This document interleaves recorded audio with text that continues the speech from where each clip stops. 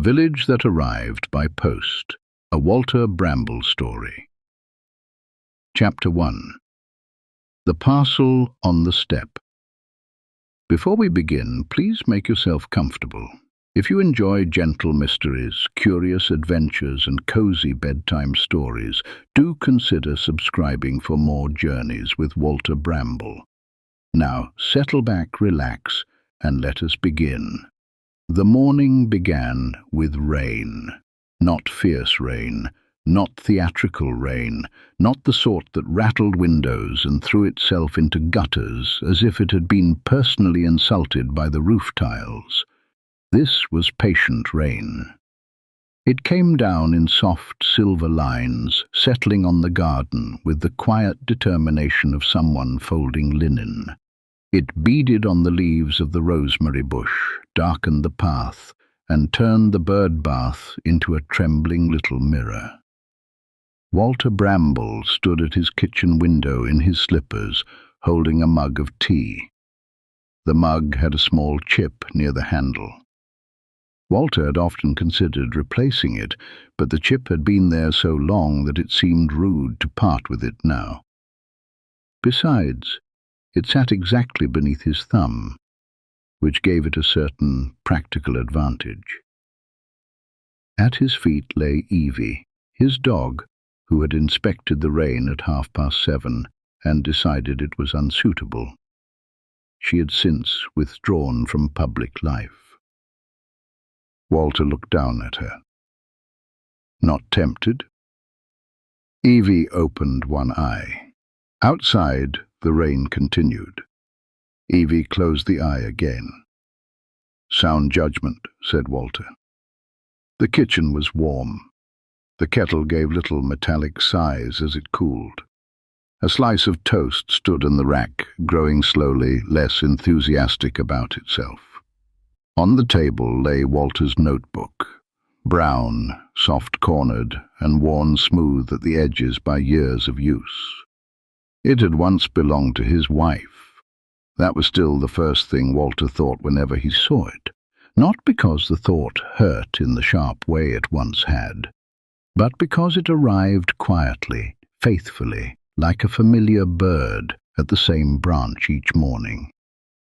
Her handwriting filled the early pages, favorite lines from books, small observations, a list of wildflowers once spotted on a walk after rain. Walter had added his own notes later, always carefully, as though writing in conversation with her. He reached out and touched the cover. Then the doorbell rang. Evie sat up immediately. Walter frowned. The doorbell did not often ring before 10.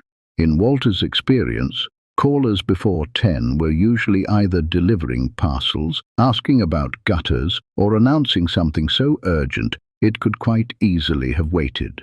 He put down his tea and walked through the hall. The brass barometer beside the front door pointed confidently to rain, which Walter felt was showing off. He opened the door. No one stood outside, only rain. The lane beyond the gate was empty. The hedges sagged under the wet. A blackbird hopped beneath the laurel with the air of a small official conducting an inspection. Walter looked left, then right. Nothing. He was about to close the door when he saw the parcel. It sat neatly on the step. A small brown package wrapped in thick paper and tied with string. No printed label. No courier sticker, no barcode. Just his name and address written across the front in dark blue ink. Mr. Walter Bramble, Oak Cottage. Walter stared at it. The rain ticked softly on the doorstep. Behind him, Evie gave a low, uncertain whuff. Walter did not move. He knew that handwriting. He knew it before he allowed himself to know it. The long, leaning letters, the slightly grand capital W, the way the tail of the final E curved upward, as if the word had remembered something amusing at the last moment. his wife's handwriting. For a few seconds, Walter felt the house fall very still around him. The hall, the rain, the ticking clock, even Evie's breathing. All of it seemed to draw back, leaving only the parcel on the step and the impossible fact of those familiar letters. Walter bent slowly and picked it up. It was lighter than he expected. Not empty, but light in the way old wooden things are light. The paper was dry, which made no sense. Rain had darkened the doorstep all around it, yet the parcel itself showed not a single damp patch.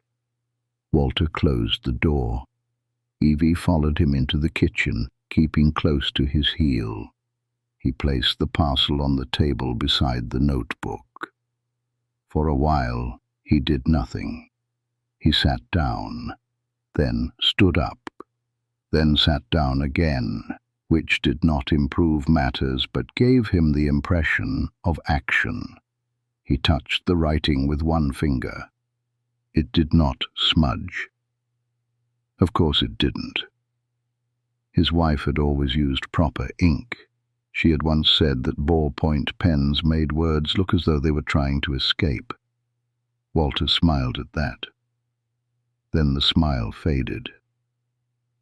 "My dear," he said softly, "what have you sent me now?" Evie placed her chin on his knee.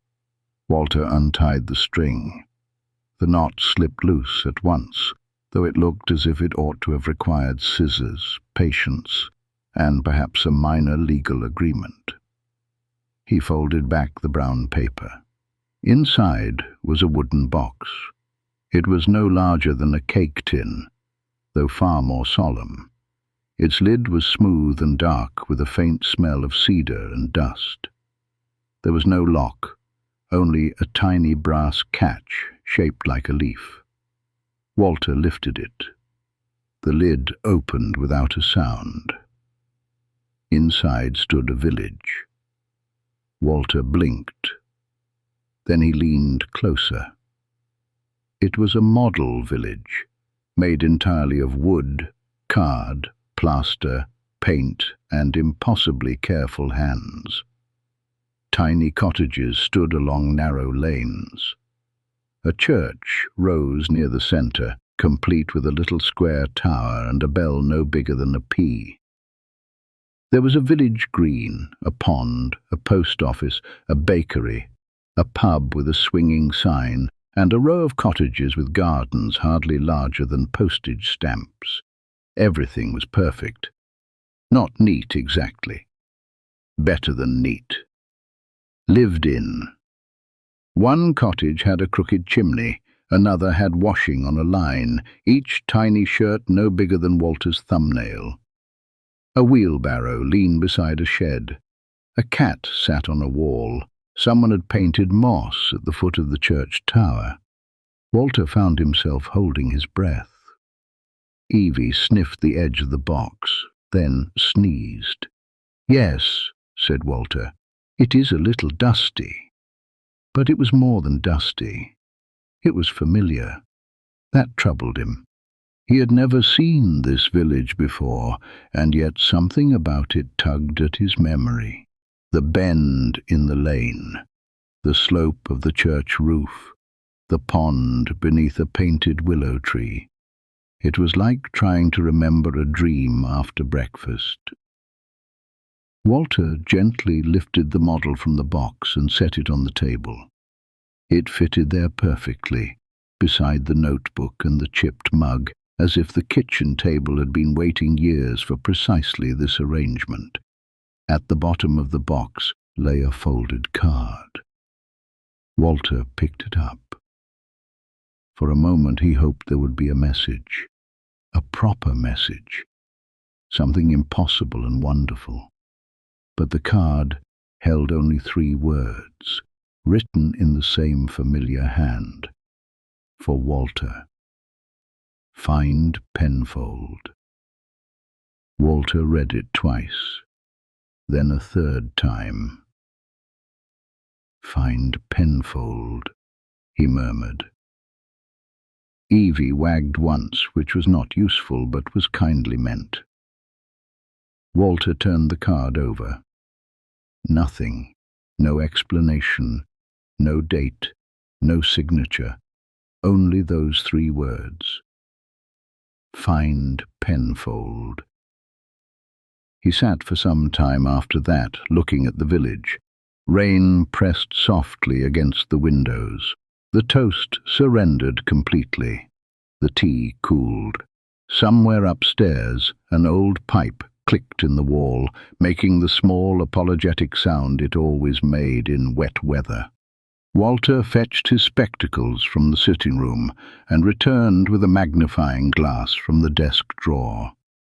The village deserved proper inspection. He began with the church. Its door was painted red. Not bright red, but a deep weathered red, the colour of old berries and winter apples. Beside it stood a notice board, complete with smudges of writing too tiny to read. Next came the post office. That drew his attention. It stood on the corner of the green, with a little black letterbox set into the wall. Over the door hung a painted sign, Penfold and Son Post Office. Walter's hand tightened around the magnifying glass. "Ah," he said. Evie looked up. "Possibly." He bent closer. The post office window contained miniature envelopes, parcels, brown paper rolls, and a brass weighing scale. Behind the counter, painted so finely that Walter nearly missed him, stood a little wooden figure. A man in a waistcoat, grey hair, round spectacles, one hand raised as if in greeting or warning. Walter sat back. The room felt colder, not unpleasantly cold, simply altered, as if someone had opened a door a long way off. He examined the rest of the village. There were 23 cottages, he counted. A schoolhouse, a forge, a bakery with loaves in the window, a pub called the Hare and Lantern, a tiny bridge crossing a narrow painted stream. Every building appeared ordinary until Walter noticed the windows. Most were dark. But one cottage, at the far end of the lane, had a faint golden glow behind its front window. Walter leaned in. The light was real, not paint, not reflection, a tiny steady glow. Evie noticed it too. Her ears lifted. The light flickered once, then went out. Walter remained very still. "Well," he said, "there are many sorts of silence. There is the silence of an empty room, the silence after snowfall, the silence of someone pretending not to have eaten the last biscuit. This was different. This was a waiting silence." Walter stood up and walked around the kitchen, partly because his legs had become uncertain and partly because pacing had always helped him think. His old tweed flat cap hung from the peg in the hall. It had belonged to his father, and he touched the brim as he passed, as he often did when puzzled. Back at the table, the village sat exactly as before. No glow, no movement, no explanation. Walter picked up the card again. Find Penfold.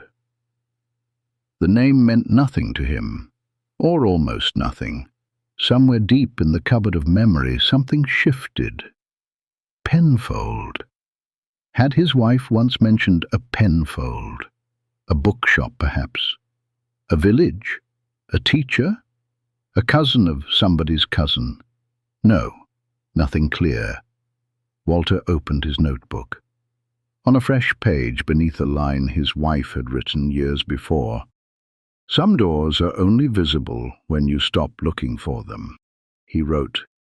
Parcel arrived in E's handwriting. Model village inside.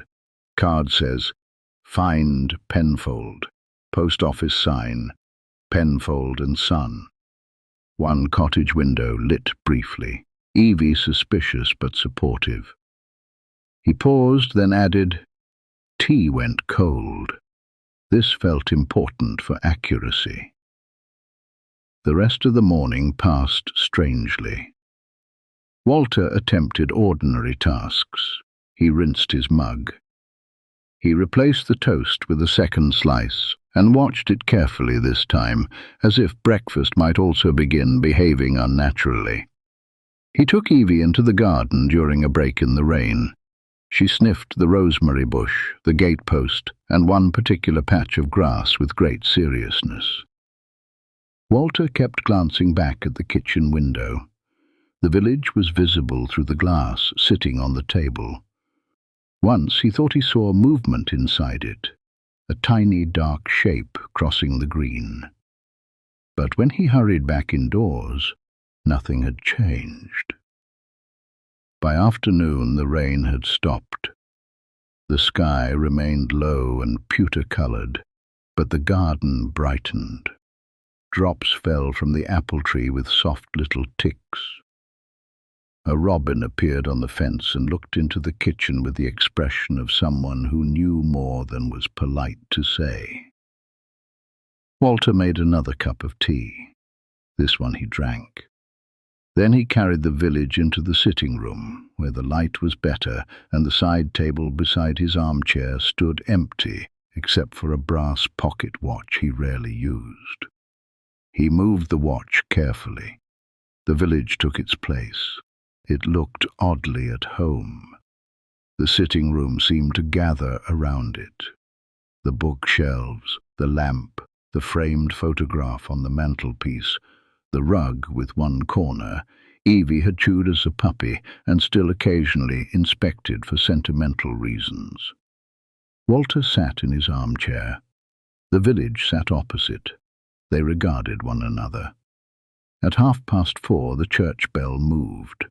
Walter saw it, only slightly.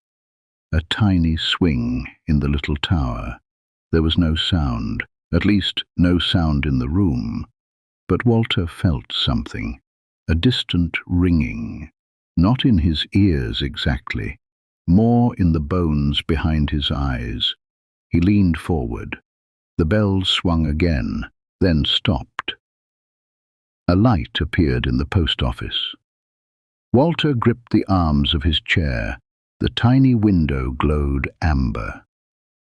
Behind it, the little figure of the man in the waistcoat seemed changed. His raised hand, Walter thought, was not raised in greeting after all.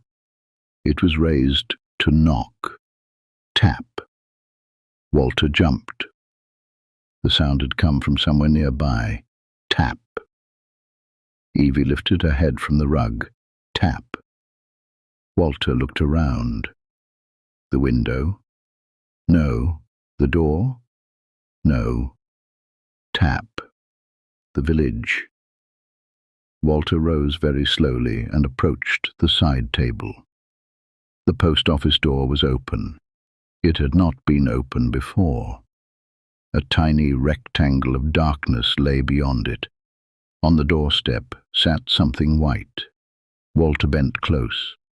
It was an envelope, absurdly small, no larger than the nail of his little finger. He took the tweezers from his desk drawer with hands that were not quite steady and lifted the envelope from the model doorstep. It grew. Walter dropped it.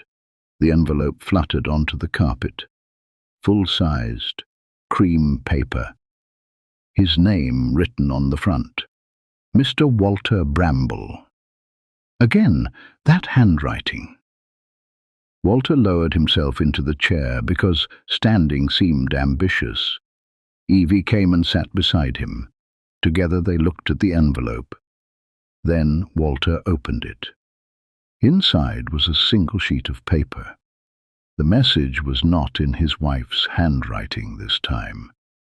It was written in a cramped, old-fashioned script, as though the writer had been trying to save both ink and breath. Dear Mr. Bramble, we apologize for the manner of our arrival. Proper arrangements were made, but time and weather have interfered, as they so often do. Penfold is missing. Without him, no letters can be delivered, and without the letters, no one here can remember what they are waiting for. Please come before the last window goes dark. Yours in urgency, Monsieur Thistle. Temporary assistant, postmistress Little Penmere. Walter read the letter twice, then looked at the village. More lights had appeared, one in the bakery, one in the pub, 3 along the lane. The church window glowed faintly blue. Then, at the edge of the village green, a little figure moved. Walter saw it clearly this time. A woman in a dark coat. She stepped out of the post office, looked up, impossibly, directly up, and raised one tiny arm. The room changed. Not suddenly, not with a crash or flash. It changed like a page turning. The carpet beneath Walter's slippers seemed to tilt. The lamplight stretched thin. The shelves lengthened into shadows. The model village on the table grew deeper, wider, larger, though Walter knew perfectly well that tables did not usually contain horizons. Evie barked once. Walter reached for her collar. "Stay close," he said. The little woman on the post office step raised her arm again. The village green expanded. The pond shivered. The tiny lanes opened like ribbons. Walter felt a tug, gentle but firm, somewhere behind his waistcoat. His notebook slipped from the arm of the chair and fell open on the rug. The page with his wife's line faced upward. Some doors are only visible when you stop looking for them. The church bell began to ring. This time Walter heard it. One clear note, then another, then a third. The sound filled the sitting room, though the bell itself was smaller than a pea. Walter took one step forward. The side table was no longer a side table. It was a hill. The model was no longer a model. It was a village below him, rain-washed and lamp-lit, with smoke rising from chimneys and figures gathering in the square. A road wound down towards it. At the road's edge stood a sign. Little Penmere all letters answered. Eventually, Walter looked down at Evie. Evie looked up at Walter. Neither appeared especially reassured. From the village, a woman's voice called faintly, "Mr. Bramble, quickly please, before another window goes out." Walter adjusted his spectacles. Then, because there are moments in life when hesitation is merely another name for bad manners, he picked up his notebook, tucked it beneath his arm, and stepped onto the road. Behind him, Oak Cottage faded into lamplight and rain. Ahead, the village waited, and somewhere within it, Penfold was missing. Chapter 2. The Post Office of Little Penmere. Walter Bramble had never stepped into a model village before. He felt this was worth noting. He had stepped into puddles, arguments, unsuitable shoes, one rather disappointing theatrical production, and, on a memorable school trip in 1987, a duck pond.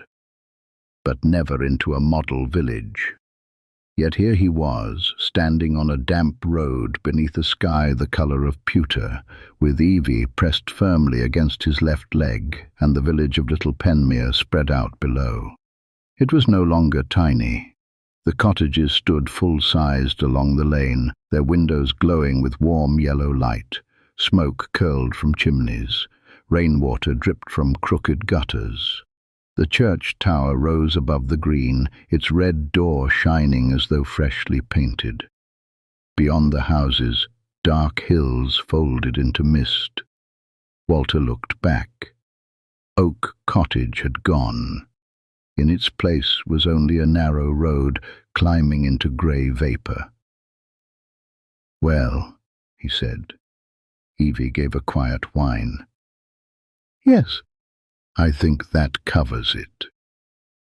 He adjusted his spectacles, tucked the notebook more securely beneath his arm, and began walking down towards the village.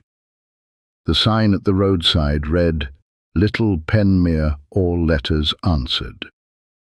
Eventually, someone had nailed a smaller notice beneath it. "Except Thursdays." Walter frowned at that. The road curved between hedges sparkling with rain. Every leaf carried a silver bead. The air smelled of wet grass, chimney smoke, yeast, and old paper. As they reached the first cottages, Walter noticed something odd. People stood at their windows, not openly staring. That would have been easier. They stood half-hidden behind curtains, or beside doorways, or in the shadows beneath porches, men in waistcoats, women in aprons, children with solemn faces, an elderly man holding a watering can, though it was clearly raining. Every one of them watched Walter pass. Nobody smiled. Nobody waved. Walter raised a hand. "Good afternoon." The nearest curtain twitched shut. "Friendly," Walter murmured. Evie sniffed a gatepost, then decided against it. At the village green, a woman hurried towards him from the post office. She was small, narrow, and brisk, with a dark coat buttoned to the throat and a hat pinned at an angle that suggested either determination or a previous struggle with weather. Her hair was silver, her cheeks pink, and her spectacles hung on a chain around her neck. "Mr. Bramble?" "Yes." "Thank heavens, I'm Mabel Thistle, temporary assistant postmistress." She glanced at Evie. "And this is Evie. Can she read?" Walter looked down. Evie looked back. "Not fluently?" Mrs. Thistle nodded as though this was a mild inconvenience rather than a surprise. "Never mind. Come quickly. We have already lost 2 more windows." She led them into the post office. A brass bell rang above the door. Inside, the room was warm and narrow. Shelves rose from floor to ceiling, packed with envelopes, parcels, string, ink bottles, stamps, sealing wax, old ledgers, and several items Walter could not identify but suspected might involve bureaucracy. Behind the counter stood the brass weighing scale he had seen in the model. A wall of pigeonholes filled the far side of the room. Each slot held a letter, or should have done. Many were empty. Too many. Mrs. Thistle pulled off her gloves. "This is the difficulty," she said. "Little Penmere depends on its letters. Always has."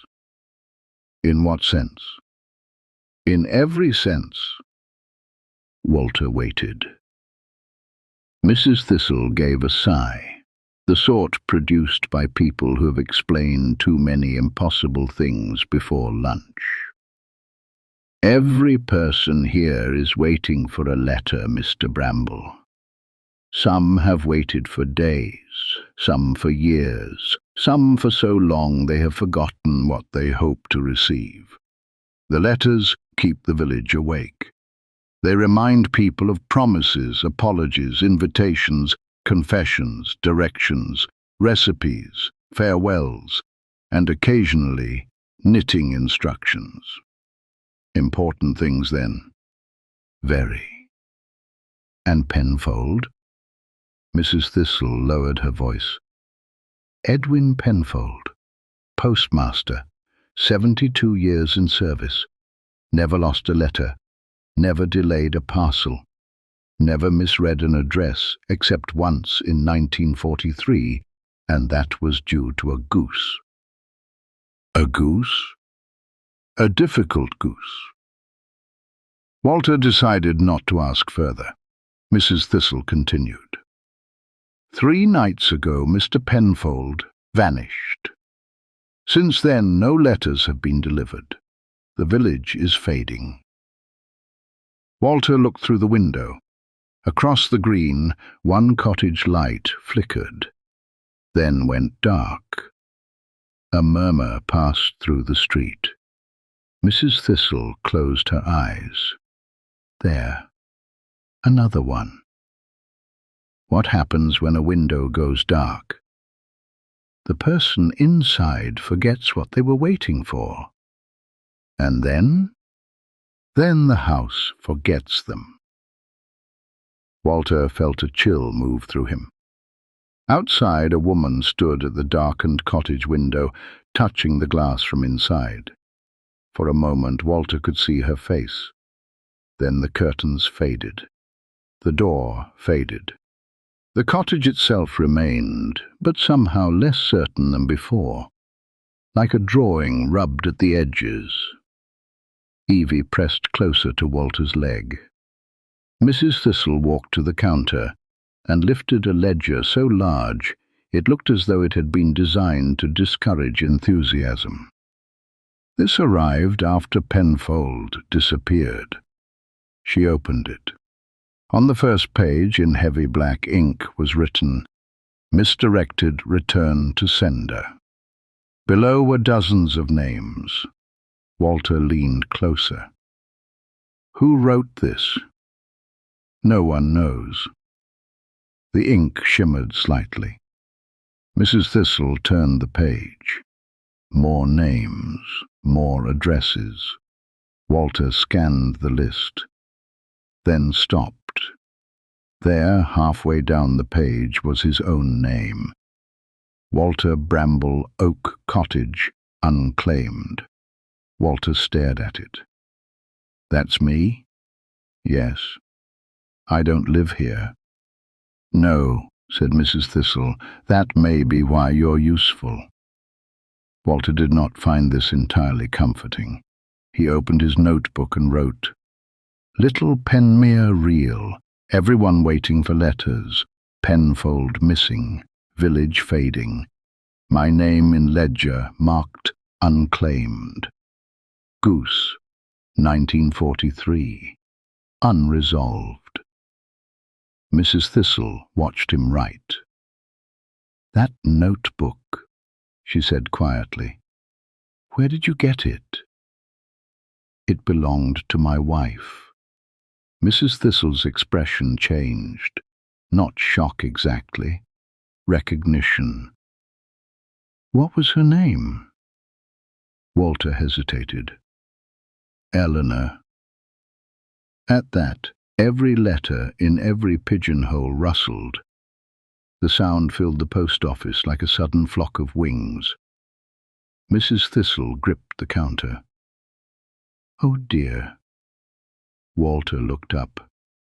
What? She wrote to us. My wife? Many years ago. That's impossible. Mrs. Thistle gave him a firm look. Mr. Bramble, you arrived in a village by parcel. I would be cautious with the word impossible. A fair point, Walter thought. Mrs. Thistle crossed to the back wall and unlocked a narrow cabinet. Inside were old bundles of letters tied with blue ribbon. She searched quickly, muttering names. Amberwick, Barlow, Catamole, Fig, Hobbs, Mallowby, Ah, she drew out a single envelope. It was yellowed with age. On the front, in Eleanor's unmistakable handwriting, were the words, "For Walter, when he is ready." Walter's throat tightened. He reached for it. Mrs. Thistle pulled it back. "Not yet." Walter blinked. "I beg your pardon." "Not yet. This letter cannot be opened until Penfold returns." "Why not?" "Because Penfold sealed it." Walter looked at the envelope. There was indeed a seal on the back. Red wax stamped with the shape of a tiny post horn. "What happens if I open it now?" Mrs. Thistle pursed her lips. "Best case, nothing. And worst, you may read the wrong letter." Walter did not care for the sound of that. "What is the wrong letter?" "The one a person fears most." The room grew quiet. Walter lowered his hand. Mrs. Thistle placed the envelope carefully in a drawer and locked it. "Find Penfold," she said. "Then the letter is yours." Walter looked out through the post office window. The village green was filling with people. They stood in small groups, murmuring anxiously. Above them the sky had darkened, though it was not yet evening. "Where was Penfold last seen?" Mrs. Thistle took a folded map from beneath the counter. "He left by the North Lane after the 9 o'clock sorting. He was carrying the blue bag." "The blue bag?" "The undelivered letters." "How many?" 47. "That sounds manageable." Mrs. Thistle shook her head. 47 letters in Little Penmere may contain 47 entire lives. Walter considered this. Then he took the map. It showed the village, the green, the church, the pond, the bakery, the forge, the schoolhouse, and several lanes leading outward. One lane ran north past a row of cottages and into a wood labelled the Whispering Copse. Beneath that, in smaller writing, "Avoid after dusk unless expected." Walter tapped the map. Was Penfold expected? "He was the postmaster," said Mrs. Thistle. "He was expected everywhere." This, Walter thought, was both poetic and unhelpful. A noise came from outside. A small cry. Then another window went out. Mrs. Thistle straightened. "You should begin at once." Walter put the map in his pocket. Evie gave him a look that clearly suggested a preference for returning to the sitting room. "I know," Walter said, "but we appear to be involved." Mrs. Thistle handed him a leather satchel. It was old, brown, and heavy with purpose. "Penfold's spare bag." Walter took it. "What's in it?" "String, chalk, 3 emergency stamps, a candle, a bun, and a small apology." "A small apology?" "For official use." Walter opened the satchel. Inside, among the listed items, was a folded card reading, "We regret the inconvenience." He put it back. Very thorough. Mrs. Thistle opened the door. Rain-damp air entered the post office. "Follow the North Lane. Ask at the bakery first." Mrs. Crumb saw Penfold pass. Walter stepped outside. The villagers fell silent. Their faces turned towards him. Walter suddenly felt like a substitute teacher entering a classroom that had already defeated 3 professionals. He cleared his throat. "I shall do what I can." A child near the pond raised a hand. "Will you bring our letters back?" Walter looked at him. The boy's face was pale and serious. Behind him, a woman placed both hands on his shoulders. Walter thought of the envelope in Eleanor's handwriting. For Walter, when he is ready. "I'll try," he said. The boy nodded, as if that was enough. Walter and Evie crossed the green towards the bakery. The shop smelled of warm bread, currants, flour, and worry. Mrs. Crumb, the baker, was a round woman with powerful arms and a dusting of flour across one cheek. She was removing loaves from the oven with more force than bread usually required. "About time," she said. Walter paused. "I've only just arrived." "Everyone says that. I'm looking for Mr. Penfold." "So is everyone." "When did you see him?" Mrs. Crumb set down a tray. 3 nights ago, 9:15. He came by after sorting. Looked troubled." "In what way?" "In a Penfold way." Walter waited. Mrs. Crumb sighed. His moustache was uneven. "Ah. Mr. Penfold's moustache has been level since 1912. If one side was drooping, something was wrong." Walter wrote this in his notebook. Penfold, seen 9:15. Moustache uneven. Significant. "Did he say anything?" Mrs. Crumb lowered her voice. "He asked whether I remembered the first letter I ever received." "Did you?" "Yes." "What was it?" "A birthday card from my sister with 3 currants stuck inside." "That's rather specific." "She was 4. "And why did Penfold ask?" Mrs. Crumb looked towards the bakery window. "I think he was frightened people were starting to forget even before the letters stopped." A bell rang outside. Not the church bell. A handbell. Mrs. Crumb's face tightened. "That'll be another house." Walter turned. Across the lane, a cottage window flickered violently. A man inside pressed his face to the glass. Then the light went dark. The man vanished.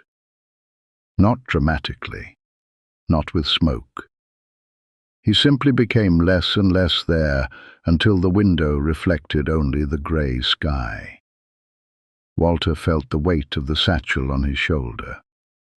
Mrs. Crumb shoved a paper bag into his hand. "Seed cake," she said.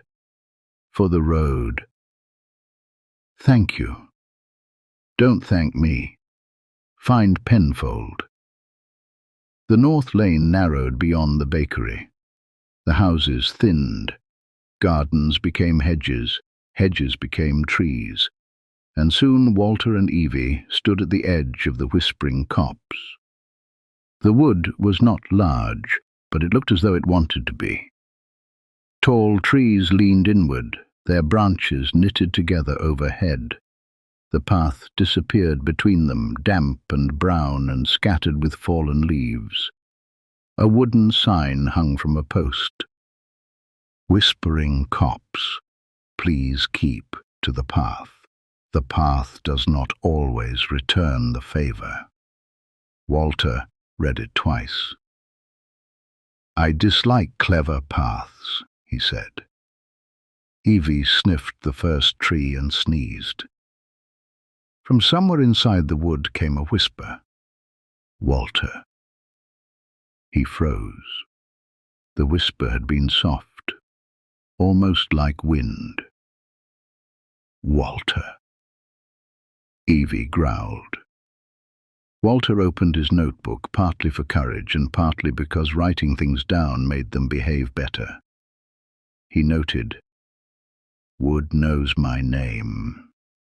This is discourteous." Then he took the candle from the satchel. It lit itself. The flame burned blue. Walter looked at it. "Well, that saves a match." He stepped into the wood. At once the sounds of the village faded. No bakery door, no murmuring villagers, no distant bell. Only leaves, dripping branches, Evie's paws on the path, and whispers. They came from both sides, small, papery voices. Some spoke names, some spoke addresses, some spoke sentences half-finished. "Dear Mother, I never meant. Please, come home. The money is beneath." Walter kept walking, his old spectacles misted. He wiped them with his sleeve. The blue candle flame showed the path ahead, but not far. Then Evie stopped. Her ears pricked. Walter followed her gaze. Something hung from a branch, a letter. It dangled by its corner, caught on a thorn. Walter gently freed it.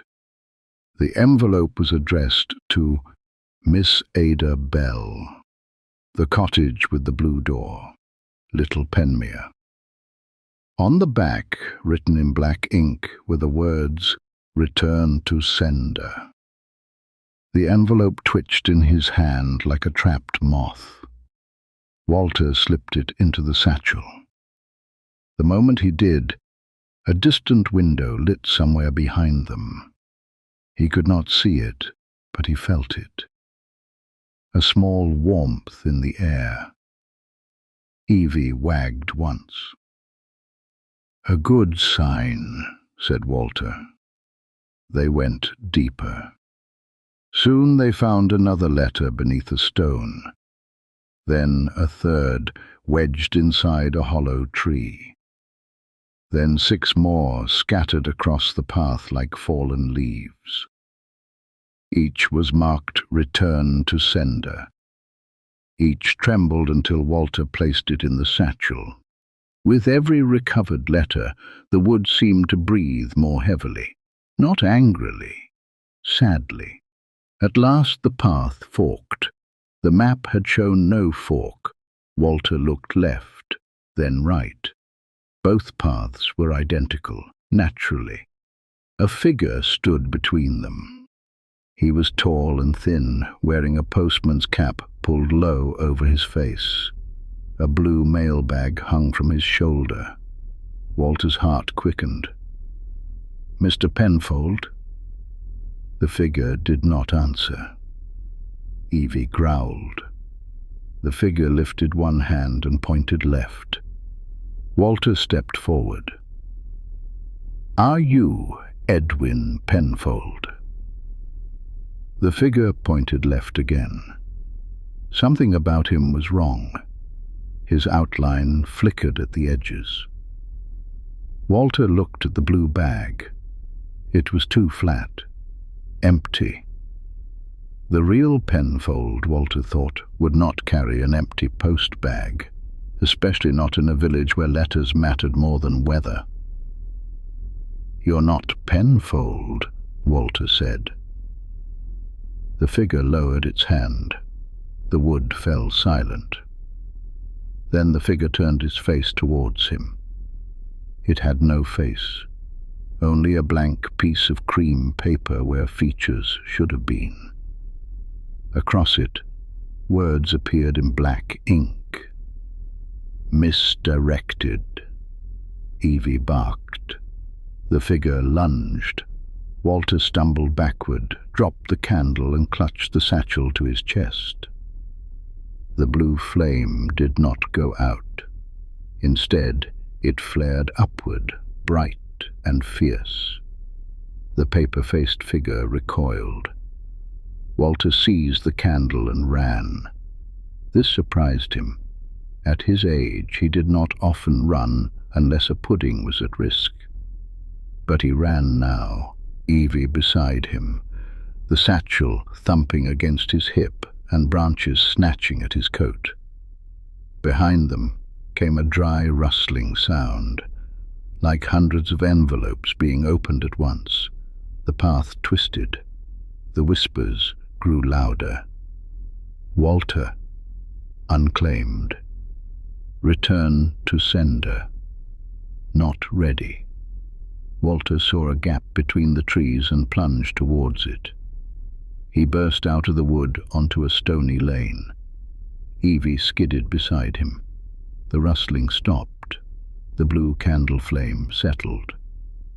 Walter bent over, breathing hard. That, he said, was unnecessary. Evie shook herself. Ahead stood a small stone bridge. Beyond it lay a cottage with a blue door. Light glowed in its window. Walter looked at the first recovered envelope. Miss Ada Bell, the cottage with the blue door. He crossed the bridge and knocked. The door opened almost immediately. A young woman stood there, though her edges were faint, as if she had been drawn in pencil and partly rubbed away. Yes? Miss Ada Bell? She frowned. I think so. Walter reached into the satchel and handed her the letter. The moment she touched it, colour returned to her face. The blue door brightened. The cottage walls grew solid. Inside, a fire sprang up in the grate. Ada Bell opened the letter and gasped, then laughed, then cried, then pressed the paper to her chest. My brother, she said. He did write. Walter removed his spectacles and polished them, giving her a moment. Behind him, far off in the village, a bell rang once. A good sound. Ada looked at Walter. You're looking for Mr. Penfold? Yes. He came here. When? 3 nights ago. He was carrying the blue bag. He said someone had begun sending the letters back before they could be delivered. Who? Ada shook her head. He wouldn't say. But he asked me whether I knew the way to the dead letter house. Walter did not like that at all. Where is it? Ada pointed beyond the bridge towards the misty hills. Past the copse, past the old toll gate. At the end of the road no one finishes. Walter wrote this down. Dead letter house. End of road no one finishes. Unpromising. Ada stepped back inside and returned with something small in her hand. A brass key. Penfold left this. He said to give it to the man with the notebook if he came. Walter took the key. It was warm. What does it open? Ada smiled sadly. Letters that have locked themselves. From behind them came a distant cry. Walter turned. Above the trees, the sky over Little Penmere had darkened further. One by one, lights flickered across the village. Too many. Mrs. Thistle's words returned to him. Please come before the last window goes dark. Walter looked at Evie. Evie looked at the road. Neither liked it. But Walter placed the brass key in his waistcoat pocket, adjusted the satchel, and stepped back towards the bridge. The road beyond waited in the mist. Somewhere ahead stood the dead letter house. Somewhere inside it, perhaps, was Edwin Penfold.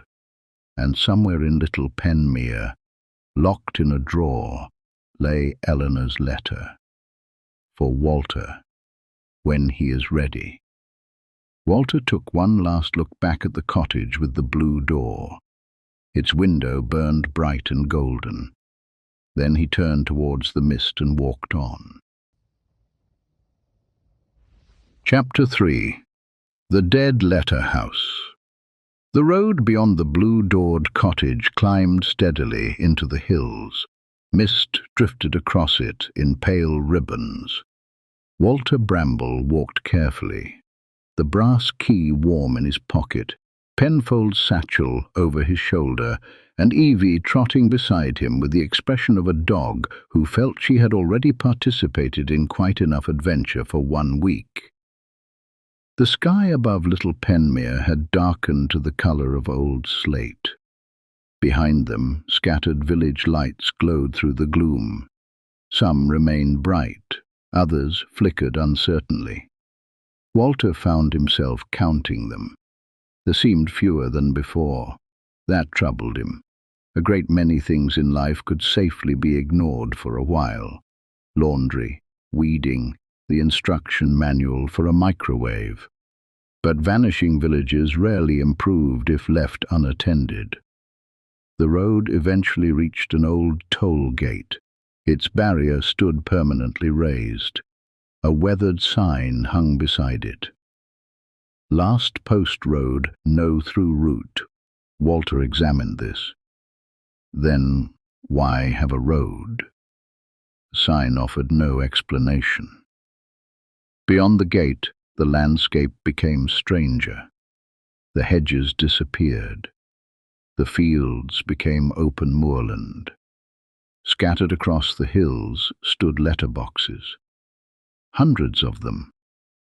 Red letterboxes, green letterboxes, blue letterboxes, tall ones, short ones, crooked ones, elegant brass ones. Each stood entirely alone.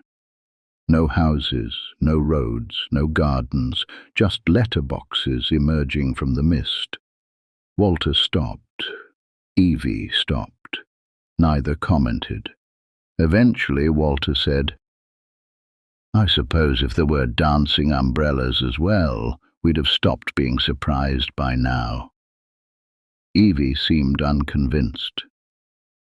As they walked among the letterboxes, Walter noticed many contained letters.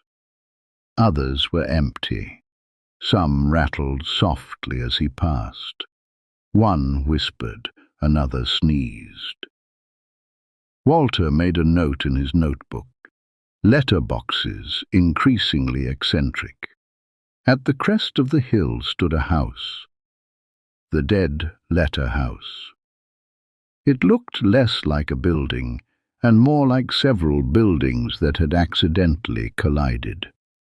Different sections had clearly been added over many years. Roofs pointed in contradictory directions. Chimneys emerged where chimneys ought not to emerge. Windows appeared at odd heights. One turret leaned suspiciously. Another appeared to be attempting escape. Most concerning of all, thousands of envelopes fluttered around the house like pale birds. They circled the chimneys, they drifted along the gutters, they nested beneath the eaves. Walter had never seen anything remotely similar. The front gate stood open. Its sign read, "Dead Letter House. Visitors welcome, lost correspondence. Especially welcome." The brass key in Walter's pocket suddenly grew warm, very warm, then warmer still. Walter removed it. The key pointed itself toward the front door. "Helpful," Walter admitted. He approached carefully. The house appeared silent.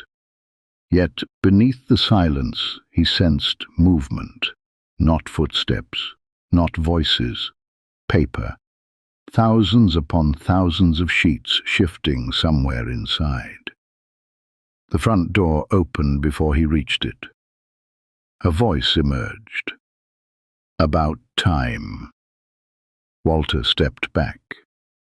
An elderly man stood in the doorway. He wore a dark waistcoat, polished shoes, and the most magnificent moustache Walter had ever seen. It curved elegantly at both ends, perfectly symmetrical, not a single hair out of place. Walter immediately recognized him. "Mr. Penfold?" The man frowned. "Of course I'm Penfold." Walter exhaled. "Thank goodness." Penfold folded his arms. "Although I may not remain Penfold much longer." "Why not?" "Because somebody is stealing the deliveries." "Mrs. Thistle mentioned that." Penfold looked offended. "Mrs. Thistle mentions everything." Walter could not disagree. Penfold stepped aside. "Come in." Inside, the dead-letter house was extraordinary.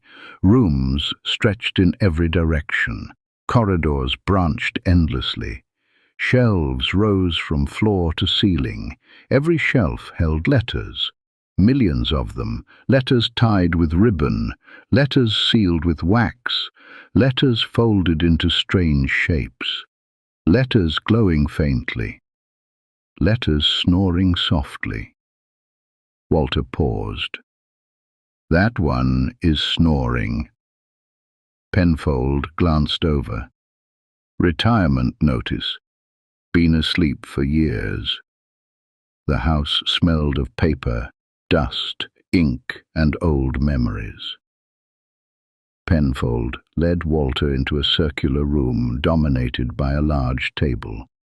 Spread across it were maps, ledgers, and piles of correspondence.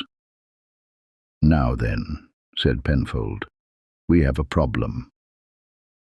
Walter sat. Evie immediately lay down beside the stove. Penfold pointed at a map. "3 nights ago, I discovered letters disappearing before delivery." "Who was taking them?" "I didn't know." "And now?" Penfold sighed. "Now I do." He opened a ledger. Inside was a single name. "The returner." Walter frowned. "The returner?" Penfold nodded. "Every village has one." "I'm not sure that's true." "It is here." Penfold removed his spectacles. "The returner feeds upon undelivered things." "Undelivered things?" "Letters, promises, invitations, apologies, farewells, anything that fails to reach its destination." Walter thought about that. It sounded oddly sad. Penfold continued. "The more things remain unsaid, the stronger it becomes." "And what does it want?" Penfold looked towards the window. Silence. For several moments neither man spoke. Then Walter nodded. "That seems fitting." Penfold smiled briefly. "Quite." The postmaster reached beneath the table and produced a blue leather bag. The blue bag, unlike the empty version Walter had encountered in the Whispering Copse, this one bulged with letters. 47 of them. "These are the missing deliveries." "Then why not simply take them back?" Penfold's expression darkened. "Because the returner followed me here." A low rustling echoed somewhere deep within the house. Walter recognized the sound. Envelopes opening, hundreds of them. Penfold looked towards the door. It's arrived. The room fell silent. Even the snoring retirement notice stopped. The rustling grew louder, closer. Walter stood. Penfold stood. Evie rose immediately. The brass key became hot again. Then the first letter slid beneath the door. Another followed, and another. Soon dozens of envelopes were pushing through the gap. Then hundreds. The papers unfolded themselves. They rose into the air, twisting, folding, joining, forming something tall, something human-shaped, something with the face made from blank paper. Across its features appeared familiar black letters, misdirected. The returner. Walter felt the room grow colder. The creature looked at Penfold, then at the blue bag, then at Walter. Words appeared across its face. Return to sender. No, said Penfold firmly. The creature stepped forward. The letters around it swirled violently. Walter suddenly understood something. The returner did not hate letters. It wanted them, needed them, like a starving creature collecting scraps. He remembered the abandoned cottages, the forgotten villages, the names fading from memory. Then another thought arrived, a quieter thought. The envelope in Mrs. Thistle's drawer, for Walter, when he is ready. An undelivered letter. Walter looked at Penfold. How long has Eleanor's letter been waiting? Penfold froze. The creature froze too. Many years, said Penfold quietly.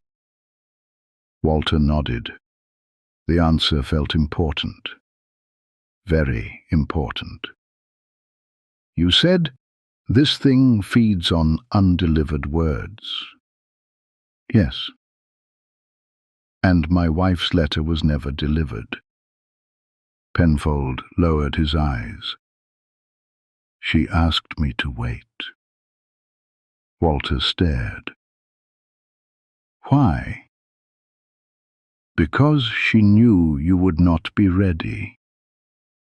The room became very still. Walter thought about the years after Eleanor's death, the empty chair, the silent evenings, the gradual rebuilding of ordinary life. Would he have been ready then? No, probably not. Penfold continued softly. She asked that it arrive only when the time was right. Walter swallowed. The returner shifted uneasily. Its paper edges fluttered. Walter suddenly understood. The creature wasn't evil, not entirely. It was made from every letter that had never arrived, every apology never spoken, every kindness withheld, every farewell postponed too long. It was loneliness given shape. Walter stepped forward. Penfold looked alarmed. Mr. Bramble? It's all right. The returner watched him. Words flowed across its face. Unclaimed, unopened, unsent. Walter reached into his pocket and removed the brass key. What does this open? Penfold's expression softened. Anything locked. Walter nodded. Good. He approached the creature. Evie stayed beside him, bravely, faithfully. Walter raised the key. The returner's paper chest unfolded. A small lock sat at its center, tiny, rusty, almost invisible. The brass key fitted perfectly. There was a click, a very small click. Nothing happened. Then everything happened. Thousands of letters burst from the creature. They filled the room. the house, the sky. Letters flew through open windows, across the moors, towards Little Penmere. Each envelope glowed with warm, golden light. Walter shielded his eyes. Beside him, Penfold laughed. Actually laughed. The first time Walter had seen him do so. Outside, church bells rang. Inside, every shelf rattled. The returner shrank, smaller, smaller still, until only a single folded envelope remained. Walter picked it up. The envelope was blank, empty, waiting. Penfold smiled sadly. It can begin again. What can? Hope. Walter placed the blank envelope carefully into his notebook. It seemed the right place for it. The journey back to Little Penmere took less time than expected. The village was transformed. Every window glowed. Every cottage stood solid and bright. People filled the streets, laughing, talking, opening letters, reading messages long delayed. Mrs. Thistle met them at the green. "Honestly," she said, "I leave for 3 days, and look what happens." Penfold looked offended. "I was kidnapped by correspondence." "Excuses." Walter smiled. Somehow this exchange felt entirely normal. The villagers gathered around. Children ran through the square. The church bell rang cheerfully. Mrs. Crumb emerged from the bakery carrying a tray. Seed cake. Walter accepted a slice. It was excellent. Then Penfold approached carrying a familiar envelope. Cream paper. Red wax seal. Eleanor's handwriting. For Walter when he is ready. "I believe," said Penfold quietly, "you are." Walter took the letter. For a moment he simply held it, feeling the paper, seeing her handwriting, remembering. Then he broke the seal. Inside was a single sheet. The letter was short, very short. That was exactly like Eleanor. Walter read, then read it again. Tears filled his eyes. Not tears of sadness. Not entirely. The kind that arrive when love has travelled a very long distance to find you. Penfold respectfully looked away. Mrs. Thistle pretended not to notice. Even Evie sat quietly. Walter folded the letter carefully. "What did it say?" asked Penfold. Walter smiled. "That's between me and Eleanor." Penfold nodded. "Quite right." That evening, the village gathered on the green. Lanterns glowed beneath the trees. Music drifted from somewhere near the pub. The air smelled of bread and wood smoke. Walter sat on a bench beside Evie. For the first time since arriving, everything felt peaceful. Mrs. Thistle sat beside him. "You'll be leaving soon." "I think so." "You can come back." Walter looked surprised. "I can?" "Of course." She pointed towards the post office. "Every proper village needs friends." Walter considered this. "I should like that."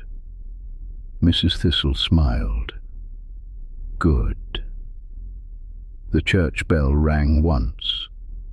A warm golden light spread across the green.